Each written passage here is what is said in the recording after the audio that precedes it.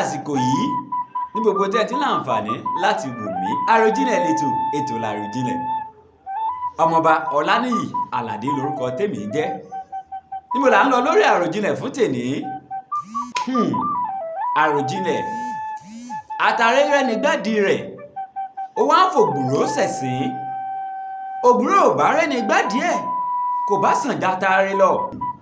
Bólúwa bá gbé ọ sókè, mo fẹ́ kó máa rántí pé Olúwa ní ń fúnni. Má ṣe ẹ̀yẹ ẹni tí ò ní. Bó ti wù ká gbìdánwò tó, Olúwa ní ń fi fúnni. Ó kúkú wí pẹ́pẹ́yẹ kó kọ bí adìyẹ, ṣùgbọ́n àyè ò yọ fún un. Máa wò ó, gbogbo àwọn tí ò ní ohun tó ní lọ́wọ́ kì í ṣe gbogbo wọn ní ọ̀lẹ o. Wọn ò lè sáré kọjá kádàrá. Bá a ti wáyé páàrí láàárí. Ni mo fi sọ pé àgbẹ̀ tí kòkó ẹ̀ bá yè, Olódùmarè ló jẹ́ kó yè. Ibi táàrí mọ lónìí nù o lórí àròjinlẹ̀ fún tèní. Ẹ ǹlẹ́ ń bẹ̀ o, ẹ sì kú kalẹ̀. Ọmọọba Ọláníyì Àlàdé ló ń kí yín. Kindly subscribe to our YouTube channel at Double Laughter.